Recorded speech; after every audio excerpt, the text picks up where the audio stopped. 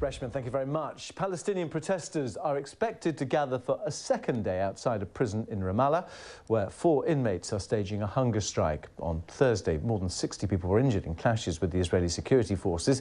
That's according to the Red Crescent. Tear gas and rubber bullets were fired, and are also some reports of live fire being used. Well, the BBC's John Donaldson joins us now from outside of a prison on the West Bank. This whole prisoner issue, an extremely emotional one for Palestinians. Are people already gathering there?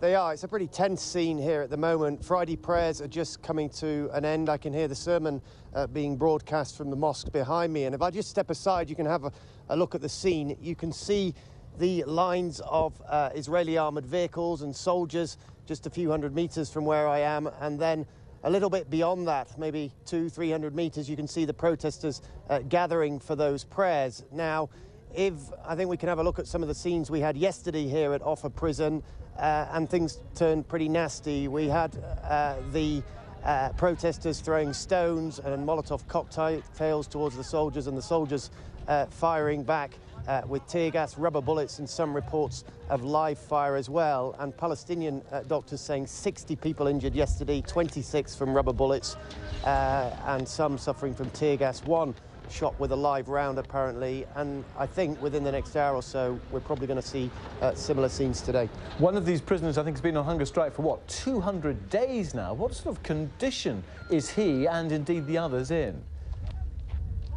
You're right. These protests have largely been focused around a man called Sama Isawi. Now, he has been on hunger strike, as you say, for over 200 days. An intermittent hunger strike is what people are calling it. He has had short breaks in that hunger strike. For most of it, he's been taking water, vitamins and glucose. But doctors who've seen him say he's in a pretty bad way. He's believed to weigh around about 45, 50 kilos, so he's lost a lot of weight. And there are 3 other hunger strikers who've been on intermittent hunger strike for shorter lengths of time, 70, 80 days, but they're also in a pretty bad way as well. And largely so far, there haven't been mass demonstrations to support these hunger strikers, although most Palestinians are very sympathetic to their plight. Most Palestinian families will know someone who's been inside an Israeli jail, and they're unhappy.